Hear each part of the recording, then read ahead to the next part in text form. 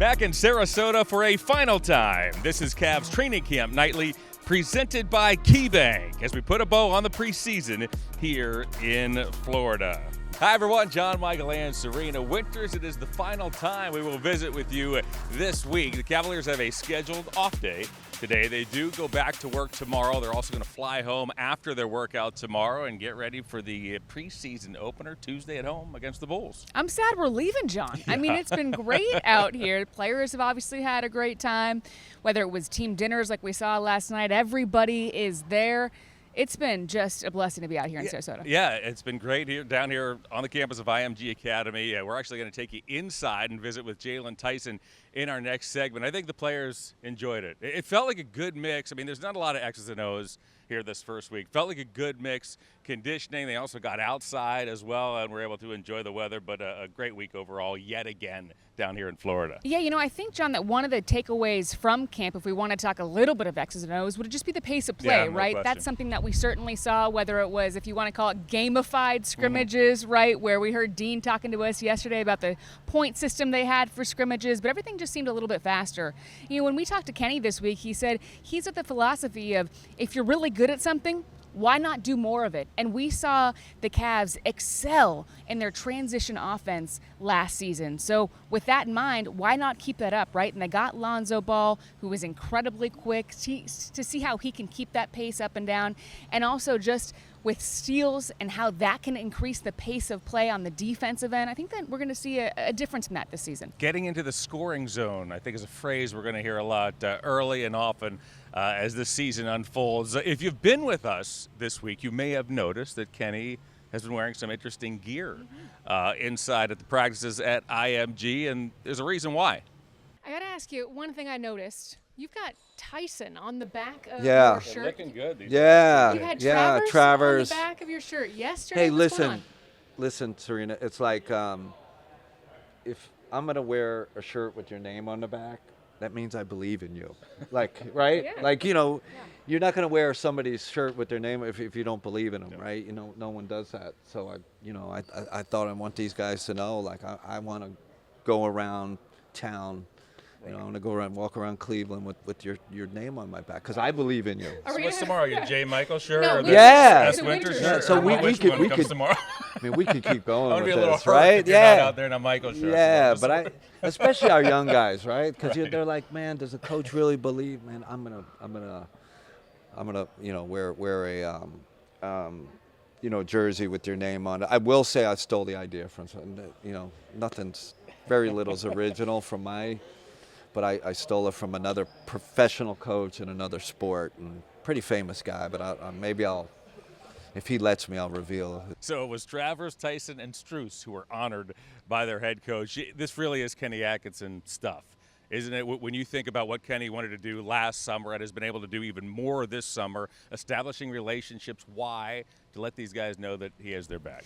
You can tell how much it matters to him. Yeah. I remember just asking him about conversations he had with players in the offseason and what stood out. And he goes, it's not about any particular comment in that conversation. It's not about the detail of the conversation. It's about the conversations themselves, right? He's so interested in making sure that he builds that relationship with each of the players. And that's something that we saw out here in camp too. And that's just one of those ways that he continues those relationships, finding new ways to do that, so to speak. I know when we walked into camp and saw the first one, with Travers in the back, we said, why is he wearing Travers? The next day we saw Tyson. Why is he wearing Tyson? So it's just a way for him to show how much he believes in this group. Yeah, you talked about the relationships. His relationship with Tyson is one that continues to grow. And as mentioned, we're going to catch up with Jaylon next. But you want to talk about a golden opportunity for a young player. Appeared in 47 games last season.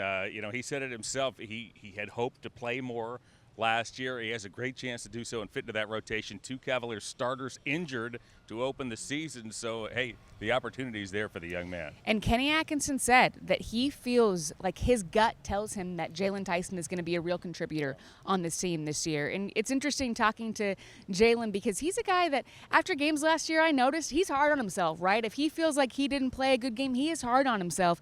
But the coaching staff, his family, he's got such a great support system around saying, listen, you're a rookie.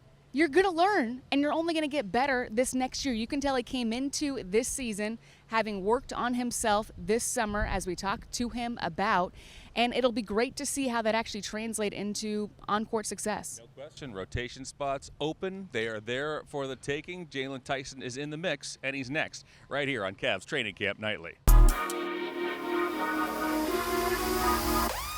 Cavs Training Camp Nightly is presented by KeyBank. For every financial need, KeyBank will meet you in the moment. KeyBank opens doors. We are joined by an exciting youngster in Jaylen Tyson. Jaylen, season number 2, your second Camp Atkinson. What's different between years 1 and 2 for you? I know what's going on. It's a lot. It's a lot different. I'm more confident in my abilities. Obviously, being around these guys for a full year, most of the team is back, so understanding who they are and understanding spots on the court and principles on the court, so I'm definitely more confident for sure. I'm guessing a lot of that confidence comes from all of your off-season work. I mean, and it shows. Out there on the floor, we've seen it now for 4 days. Can you take us through, A, what they told you as you were going into the summer, and B, how you went about doing that and to produce what we've seen out here in these 4 days has been great. They told me at the end of the season that everything I did this season was great, right? Obviously, I didn't get the opportunity that I wanted, but, every day I had the attitude and the work ethic. So they said eventually your opportunity's going to come. And but after summer league, we had another conversation. It's like, yo, like, you're gonna have a huge opportunity. Like, we're going to need you this year. So when I heard that, I started to ramp it up a little bit more. But, no, I was super excited to hear that. And now we're here. Yeah. What did the training regimen look like? I mean, not only just, in terms of what you did in the weight room, but also in terms of nutrition and everything else that went with it. The biggest thing was getting in the best shape, so the nutrition was a huge part. That was really the biggest part. How can I bring energy on a consistent basis and for longer periods of time? So that was the main focus, and obviously the catch and shoot. I feel like my catch and shoot, I don't think I missed a catch and shoot live plays. Maybe, don't quote me on that, but I don't think I missed one yet. Knock on wood. But what was the most difficult part about the nutrition aspect? Something you had to take away? The Nutty Buddies. I like Nutty Buddies. Did you just say Nutty Buddies? That's the first time we've asked that question for years. I've never heard that one before. Nutty Buddies. That was the hardest, huh? Yeah. It's just like the late night on the game. I'm not trying to order food. Like, just look up. Oh, there they are. I know you're looking forward to not being a rookie anymore, but it is my understanding, Jaylon, that you are still a rookie until the first game. I can see from your face that is true. How do you feel about that? They make it very known that I'm still a rookie, right? In what way? I don't have to bring the donuts no more. That's a good thing. But if they need stuff, still got to do that. I don't got to turn the showers on no more because that's a good thing. But they just make it known. You're still a rookie. Don't get it twisted.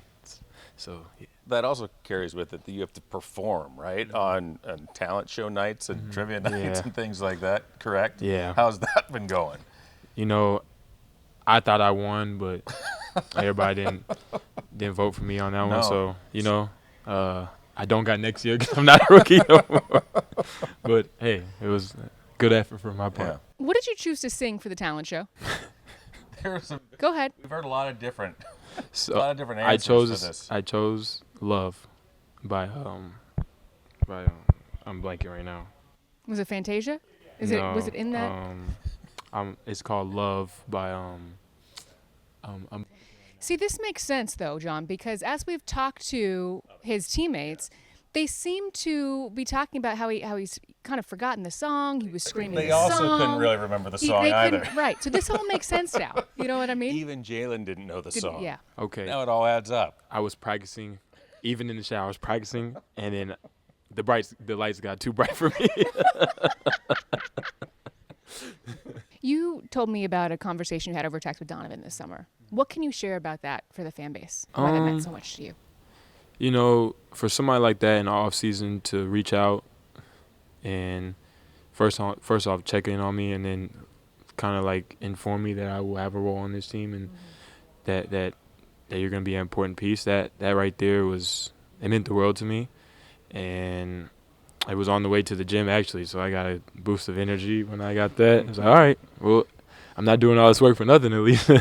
So, yeah, I mean, Donovan's a special human being, special player, obviously, but I'm grateful for him and all my teammates. JD, what surprised you the most about your rookie NBA season? A lot of times we hear rookies say the sheer length of the season was something that, even though I knew how long it was going to be, it surprised me.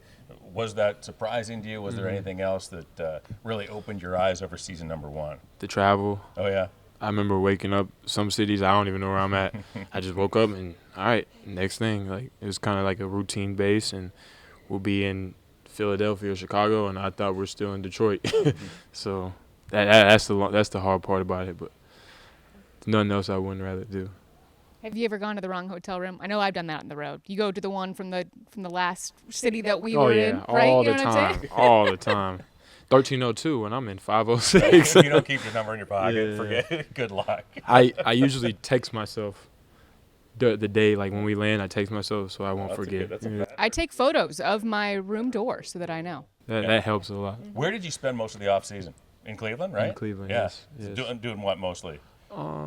Stuff Just that- hitting the gym, at the hitting practice gym. facility. Yeah, just I got to experience Cleveland a lot. Cleveland summers, I love Cleveland summers. It's definitely not like the winter, I tell you that. Got to experience Lake Erie. There's a lot of things I got to do around the city, so I'm excited to grow with the city and hopefully bring a championship here. So you've got some new guys on this roster. Lonzo Ball, Thomas Bryant. For you, Larry Nance Jr. is new. What are your impressions of the new guys coming in? They bring a different element to our team that I feel like we didn't have last year, right? With Zoe, he brings kind of that veteran point guard, defensive-minded, but do a little bit of everything, bigger guard. Like, I love playing with him since day one when we was in L.A. And then Thomas, he's gonna bring his own energy. I ain't never seen nothing like it. Like, it's not how he talks, it's just like how he moves. Like, you know what I'm saying? Like, different energy. And then obviously you got the new rookie, Tyrese. He's been playing hella good basketball, and my job is to help him get through this and hopefully not get his car popcorn. So I'm just giving him tips along the way, and he's been doing everything he's supposed to do. What's something that, as a rookie, you wish that you knew that you might try to pass down to the young guys like a Tyrese?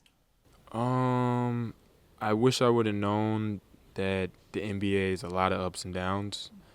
You watch it with a lot of good dudes on our team last year. Like, they'll be in the rotation and they'll have a really good game, but then the next game they'll be out the rotation, right? So just understand that this NBA life it's not like college. You're gonna have ups, you're gonna have downs, no consistency, and just being able to deal with it and have a good support system around you, I feel like that's the best thing you could do for yourself. I know you do have a good support system, and I get to run into your mom or your dad at every game. I see one of your family members there. Every game. How important is that to you? Because that's not something that everybody else has. It's a different level of confidence, knowing that they've been there from the jump, right? They've seen me grow. They know my game. They know what I'm gonna do. And obviously, when you have the bad games, you need somebody to be in your ear to help you get through those bad days, so you don't turn a bad day into another bad day, right? So I'm just blessed to have them around me, and hopefully they can come to every game for the rest of my career. Jaylon, before we let you go, expectations for yourself and expectations for this team coming into this year. Expectations for myself, I would just say just find a consistent role on this team. Try to find a consistent role in the rotation, right? That's the biggest goal for me, and then be able to impact winning, so I can stay on the court, right? And goals for the team, obviously, like, everybody's gonna say championship, but I just feel like just taking it day by day and get over that hump that we didn't get over last year. Jaylon, we always appreciate it. Thank Looking you so forward much. to a big Yes, season. sir. Thank you. All right, our thanks to Jaylen Tyson. We'll be back with more right after this.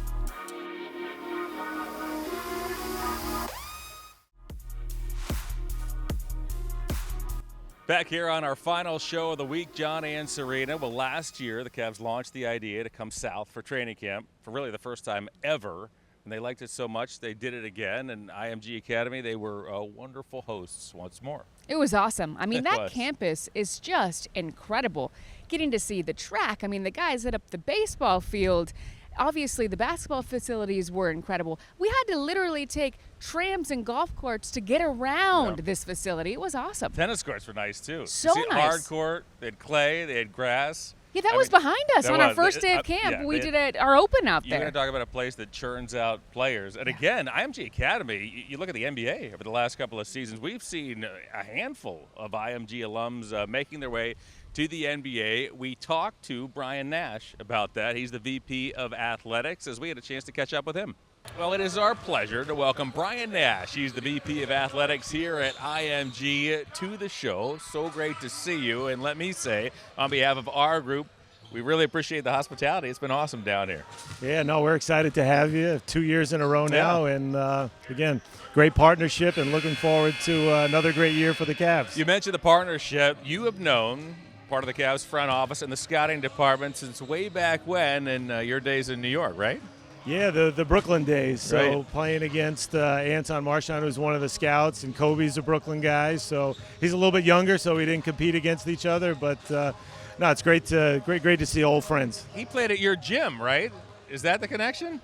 Anton used to play at our gym because we played in the same league. Right. So, and now Kobe, again, like I said, he was a little bit Sure, a younger. little younger, so yeah. Probably came through those places. Right. This worked out so well last year. I mean, in talking to the coaching staff and the players, everybody had such a great time here, and we saw how good of a start the Cavs got off to last year. So, hey, why not do it again, right? What makes this marriage, this partnership so great between the Cavs and IMG Academy out here? I think one of the things that our student athletes like about this place is it's kind of a one-stop shop where everything's here.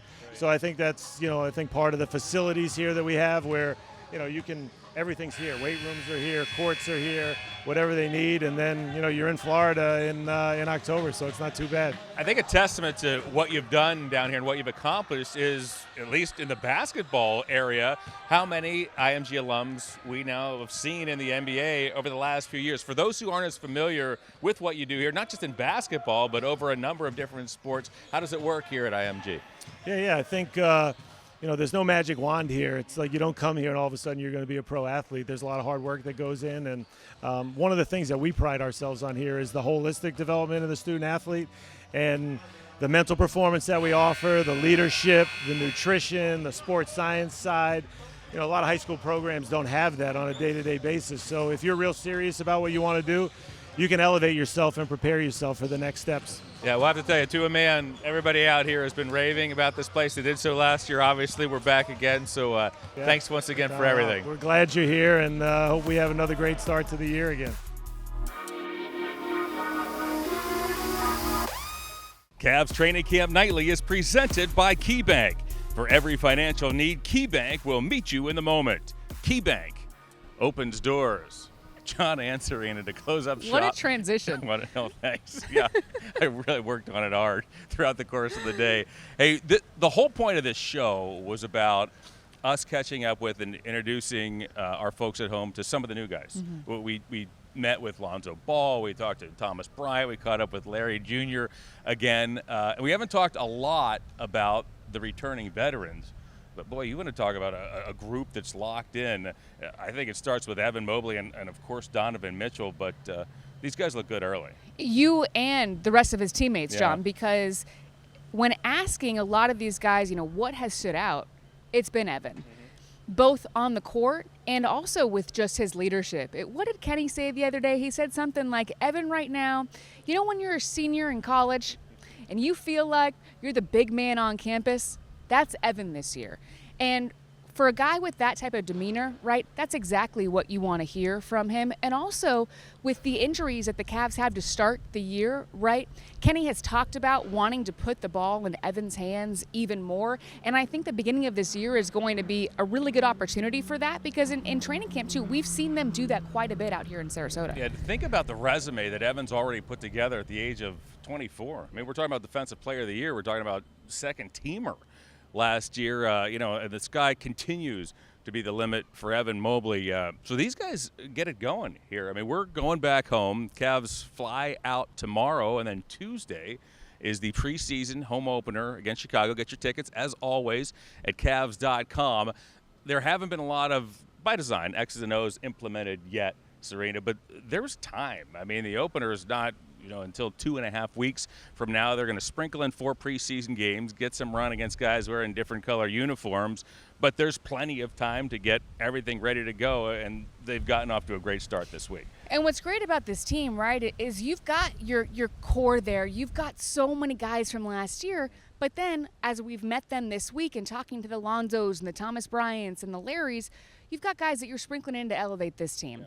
And we're seeing that already in camp, but to have these next few weeks and to be able to have these preseason games, try some things out, have the guys get used to Lonzo's ridiculous court vision as an example, because we have seen him throw some dimes at training camp this week that have just kind of made you go, wow. So I think this preseason is going to be fun to watch these games and to see all these guys gel. I think it's going to be fun, too, and you touched on it earlier in the show. Pushing the pace is a huge theme. Yeah. It's a huge priority this season, and we're going to see it unfold in just a couple of days. Absolutely. Kenny said, don't mess with a good thing. Right. And he's one of those guys where rather than focus on what the weaknesses are, he's of the coaching philosophy that you play into those strengths. You double down on those strengths. So making those tweaks to see that this year, Kenny's more comfortable, he said, to, he's past the stage of being the first-year head coach, right? He was told that the feedback after last season was, hey, coach us harder, right? The players want want Kenny to coach him harder. So that's the best thing that you would want as a head coach. Always great catching up with you this week. It's been fun. It has been really fun. Off we go, right? I mean, this weather we've got out here. Can't beat it. Can't beat it. It's a great time out here in Sarasota, and good to work with you again. That's what I mean. Great to be with you. Yeah. Great to visit with you at home. John and Serena coming home. Thanks so much for joining us on Cavs Training Camp Nightly, presented by KeyBank.